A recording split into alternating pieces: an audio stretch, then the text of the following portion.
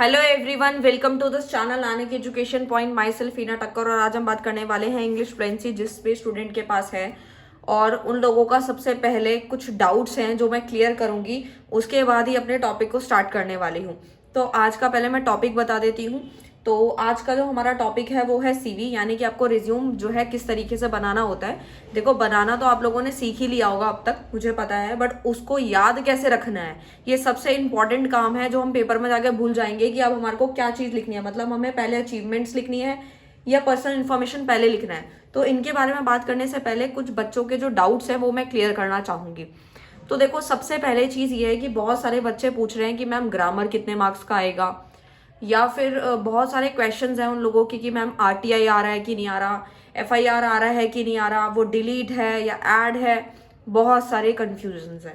तो इन सारी बातों का कन्फ्यूजन दूर हो जाएगा। ध्यान से सुनना इस वीडियो को, बहुत ज़्यादा काम आएगा आप लोगों के लिए। सबसे पहले चीज़ मैं आप लोगों को बताना चाहूँगी कि जो हमारी नेशनल एजुकेशन पॉलिसी है 2023 वाली, जो अभी फॉलो होनी स्टार्ट हो चुकी है, जिसके अंदर बहुत सारे एरर्स हैं। आप कोई सा भी उठा के देख सकते हैं। इनफैक्ट आप सोल के वेबसाइट पे जाएंगे अगर, तो आप वहाँ पे एनईपी का लेटेस्ट वाला सिलेबस भी अगर सर्च करेंगे तो वहाँ पे भी आप देखेंगे बहुत सारी चीज़ें ऐसी हैं जो वहाँ पे अपडेट नहीं की गई।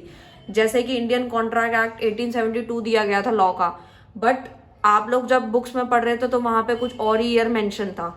बहुत सारे बच्चों के अकाउंट्स में देखा होगा बहुत सारे एरर्स थे, टीचर ने बताया नहीं। कभी पेपर कैंसिल हो रहे हैं किसी के, तो किसी का आधा एग्जाम लिया जा रहा है। बहुत सारी प्रॉब्लम्स हो रही हैं और मैं उनको एक बात बताना चाहूँगी, जिन भी क्वेश्चन पेपर में एरर होते हैं सोल की तरफ से, उसके लिए आपको पूरे मार्क्स मिलेंगे, इस बात की श्योरिटी रहती है।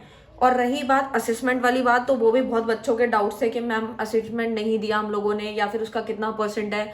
तो मैं आप लोगों को एक चीज़ पहले ही क्लियर कर दूं, आप खुद इनफैक्ट सोल की वेबसाइट पे जाके चेक कीजिए, वहाँ पे 75% का ही वेटेज था और 25% की जो वेटेज थी वो हमारी असेसमेंट की थी। लेकिन जबकि हमारा एग्जाम 90 मार्क्स का आ रहा है, तो अभी हम कुछ भी नहीं बता सकते जब तक आपका रिजल्ट नहीं आता। किसी भी बात की 100% श्योरिटी नहीं है। हम लोग हर चीज़ बता सकते हैं, आप लोगों को गाइड कर सकते हैं, बाकी जब तक रिजल्ट नहीं डिक्लेयर हो जाता नहीं पता चलेगा कि एग्जैक्टली वो कितने मार्क्स का है और कितने मार्क्स आपके असेसमेंट के हैं और कितने मार्क्स आप लोगों के जो है एग्जाम के हैं। तो ये तो डाउट आपका मैंने क्लियर कर दिया कि अगर कोई सा भी पेपर में कोई सा भी क्वेश्चन गलत होता है सोल की तरफ से, चाहे वो अकाउंटेंसी का हो चाहे वो किसी का भी हो, उसके मार्क्स आपको पूरे दिए जाने वाले हैं अगर उनकी तरफ से एरर था क्वेश्चन में तो। ठीक है, उसके लिए लेकिन एक क्राइटेरिया ये होता है कि अगर आपने बाकी सारे क्वेश्चन अटेम्प्ट किए हैं और क्वेश्चन सही है तो उसके फुल मार्क्स मिलते हैं, नहीं तो अकॉर्डिंग टू आपके आंसर के हिसाब से ही आपको दे दिया जाता है मार्क्स। ठीक है, बट मार्क्स कुछ ना कुछ मिलते जरूर है।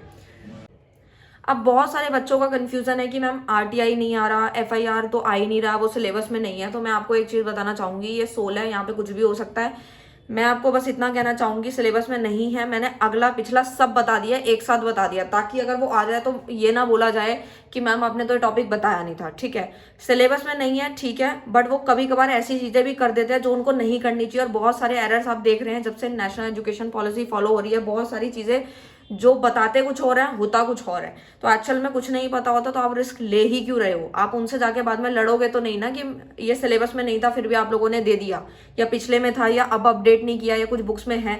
तो आप बस ऊपर से गो थ्रू करके जाएं, मैंने सब बता दिया। अगर आपको लगता है कि आपको नहीं पढ़ना चाहिए तो आप बेशक से उस टॉपिक को स्किप कर दीजिए, बट आप रिस्क ना लें, उसको बस ऊपर ऊपर से गो थ्रू कर लें कि हाँ इसका फॉर्मेट ये है। बाकी के टॉपिक्स को अच्छे से करके जाएं।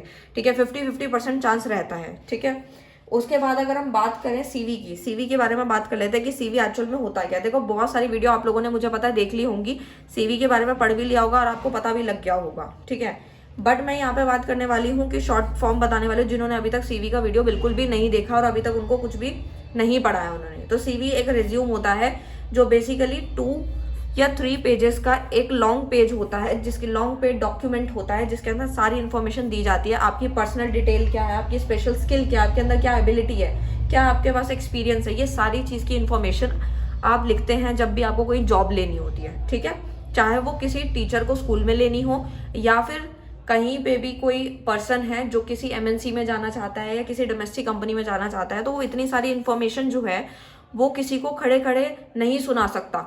ठीक है, और जो सामने वाला पर्सन होता है वो इतने सारे लोग उनके वहां पे इंटरव्यू देने आते हैं कंपनीज में या स्कूल्स में, तो उनको इतना सारा बायोडेटा कैसे याद होगा? तो इसी वजह से वो रेज्यूम लेके रख लिया जाता है, जब भी उनको ज़रूरत होती है तो वो सारी डिटेल्स पढ़ लेते हैं, अकॉर्डिंग टू द क्वालिफिकेशन वो आपको हायर कर लेते हैं। लेकिन आपको ये बनाना आना चाहिए, क्योंकि आगे जाके आपको जॉब वगैरह में काम आएगा। जब भी आप जॉब करने जाएंगे, चाहे कहीं भी जाएं, तो आपको रिज्यूम बनाना आना ही चाहिए। तो सबसे पहले मैं अगर बात करूँ सीवी की, तो उसमें ये तो मैंने आपको अच्छे से समझा दिया है अपने वे में कि सीवी होता क्या है, ठीक है।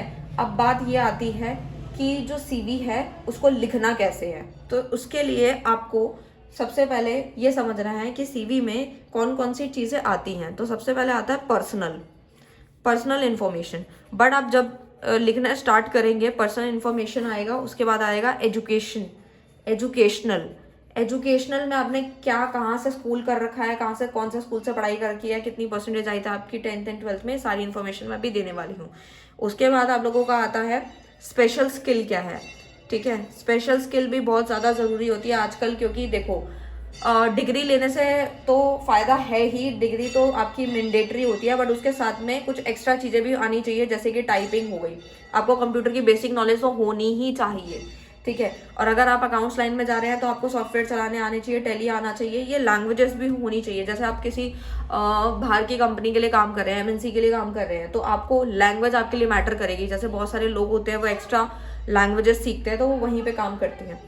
उसके बाद आता है अचीवमेंट्स, कि आप लोगों ने क्या क्या अचीवमेंट्स लिए हैं, मतलब आपको कहाँ कहाँ से अवार्ड्स मिले हैं, आपकी स्कॉलरशिप क्या है, ये सारी इन्फॉर्मेशन आपके अचीवमेंट्स में आ जाती है। आपका वर्क एक्सपीरियंस क्या है, वर्क एक्सपीरियंस, अगर आप फ्रेशर हैं तो फ्रेशर लिखेंगे, आपने अभी तक कोई जॉब नहीं किया है।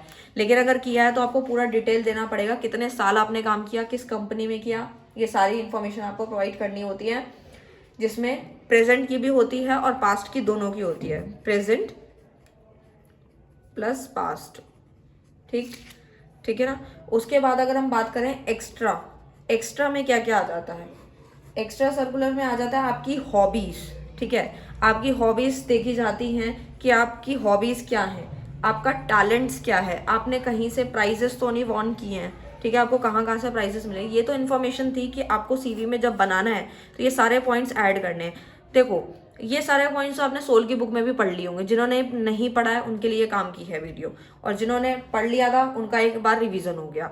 बट अब पेपर में जब आप लिखने बैठोगे तो आपको समझ ही नहीं आएगा, बहुत सारे बच्चे कंफ्यूज हो जाएंगे कि मैम हम अब पहले क्या लिखें उसके बाद क्या लिखें। तो उसके लिए मैंने एक कोड बनाया आप लोगों को याद करवाने के लिए, ठीक है। ये सिर्फ याद करने के पर्पज से ही बनाया गया और कुछ नहीं है।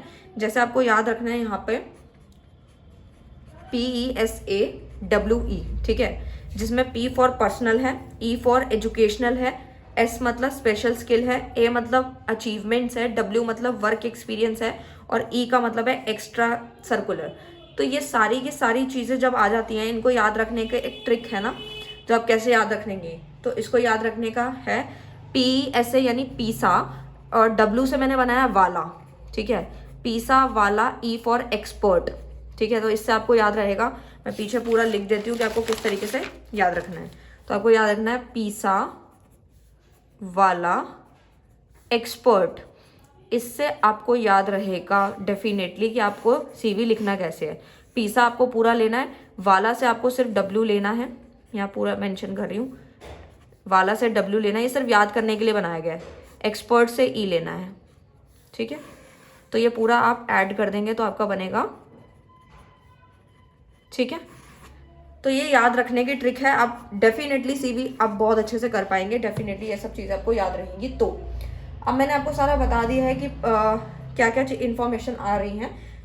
P मतलब पर्सनल, आपकी पर्सनल सारी आएंगी। E मतलब एजुकेशन में आपने जो जो कर रखा है। S से क्या मतलब था, स्पेशल स्किल आपके पास क्या है, कंप्यूटर लैंग्वेज, मैंने सब समझा दिया। A फॉर अचीवमेंट्स है, और W फॉर एक्सपीरियंस है, एंड E मतलब है एक्स्ट्रा सर्कुलर, हॉबीज़ वगैरह, ये सारी चीज़ें आपको क्लियर होती होंगी।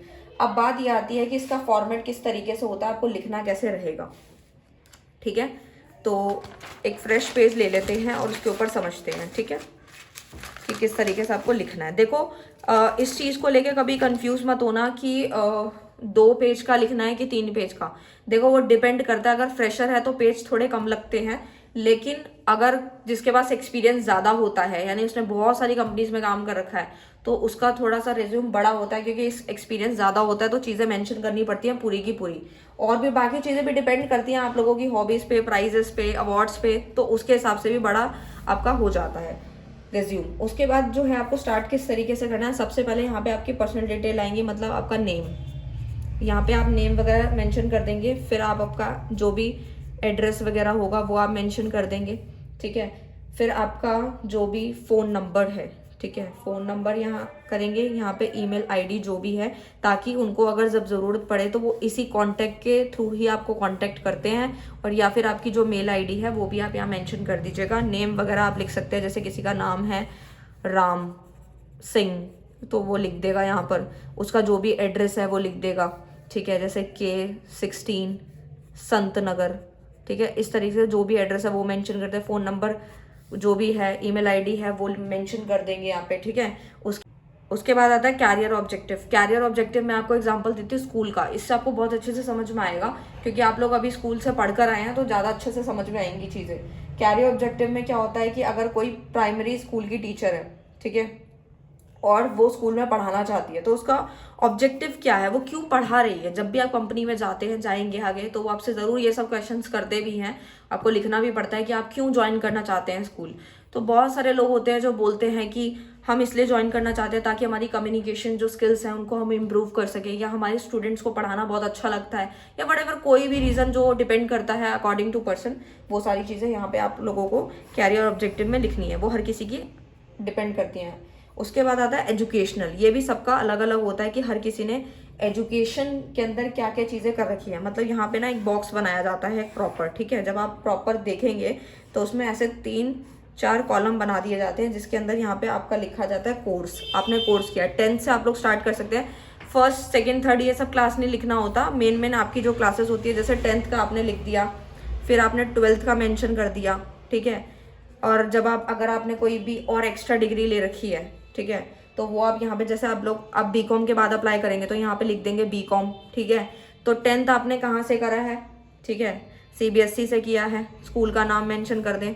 उसके बाद ये भी CBSE से स्कूल का नाम मेंशन कर दें, ठीक है। उसके बाद आपने जो भी क्या कहते हैं बीकॉम कहाँ से करी है, सोल लिख देंगे, सोल है तो सोल, NC वैब है तो NC वैब वाले लिख देंगे, और जो भी रेगुलर वाले हैं तो वो यहाँ से रेगुलर। ये चीज़ें देखी जाती हैं आपकी कहीं ना कहीं कि आपने जो है बीकॉम कहाँ से किया है, रेगुलर से, सोल से, NC वेब से कहाँ से किया, वो सारी चीज़ें मेंशन कर देंगे। यहाँ पे आपका year, which is very very important, कि आपने कब पास किया था। इसी ईयर को देख के वो आप लोगों को एज्यूम करते हैं कि आपके जो स्टडी है उसमें गैप आया था कि नहीं आया था, ये भी डिपेंड करता है, ठीक है।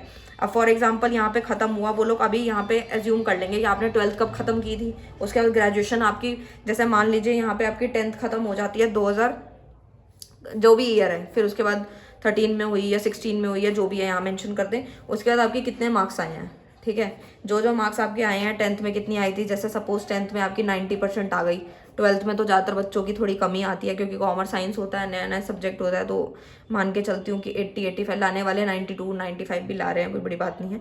और बीकॉम में जितनी आई है, जैसे 50-60 जो भी आपकी जो भी परसेंटेज आई है वो यहाँ पे आप मेंशन करेंगे। लेकिन जब भी आप रिज्यूम बनाएंगे तो ये चीज़ें बिल्कुल सही ही फिल करेंगे, वहाँ पे तो आप लिख सकते हैं, ऐसा कोई चेक थोड़ी कर रहा है, लेकिन यहाँ पे आप ऐसे बना के, उनको तो बस एक फॉर्मेट देखना है आपका, ठीक है। उसके बाद आता है आपका वर्क का एक्सपीरियंस, आपको काम का एक्सपीरियंस क्या है, यहाँ से भी आपको जज किया जाता है। आपकी सैलरी सबसे ज़्यादा यहीं से डिसाइड होती है। देखो ये मैं बहुत ज़्यादा डिटेल में आप लोगों को करा रही हूँ, ठीक है, ताकि आपकी सारी चीज़ें क्लियर हो जाएं, ठीक है। वर्क एक्सपीरियंस आता है, वर्क एक्सपीरियंस में अगर कोई टीचर है, उन्होंने किसी स्कूल में पढ़ाया, जैसे DPS में पढ़ाया, दिल्ली पब्लिक स्कूल में पढ़ाया है, कितने साल पढ़ाया है, वो सारा यहाँ पे मेंशन कर देंगे कि इस साल में, मतलब इतने साल उन्होंने पढ़ाया है, इस क्लास को पढ़ाया है, ये सब, ठीक है। उसके बाद अगर कोई दूसरे स्कूल में पढ़ाया तो यहाँ पे वो स्कूल का नाम आ जाएगा, जैसे DPS के अलावा कोई भी और स्कूल ले लीजिए, जैसे कि वटेवर कुछ भी ले लीजिए, उसमें उन्होंने पढ़ाया है 2019 से लेके 2021 तक पढ़ाया है, ठीक है। DPS में उन्होंने 2019 से पहले पढ़ाया था, 16 से लेके 2018 तक यहाँ पढ़ा दिया, ठीक है। तो इस तरीके से वर्क एक्सपीरियंस डिपेंड करता है पर्सन टू पर्सन, ये सब लिख देंगे। उसके बाद आपका जो सबसे मेन है वो है अचीवमेंट, कि आपने अचीवमेंट क्या क्या हासिल की हैं।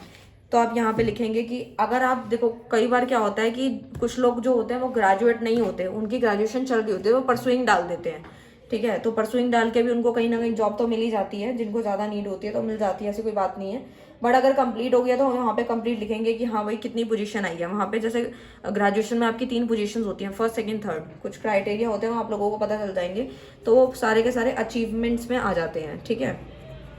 जैसे आप लोगों ने BA या BCom कुछ भी कर रखा है, ठीक है, DU से कर रखा था, वो मेंशन कर दे, कब पास किया था, 2016 में, 17 में, जब भी किया था वो सब लिख देंगे, मेंशन कर देंगे।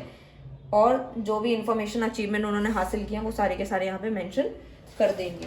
सो आई होप, मुझे लगता है आपको यहाँ तक तो सारी चीज़ें क्लियर होती होंगी। अचीवमेंट बता दिया, स्पेशल स्किल वगैरह जो भी है वो भी आप ऐड कर सकते हैं कि आपको कंप्यूटर में क्या क्या आता है, बेसिक आता है, टैली आता है, जो भी आता है।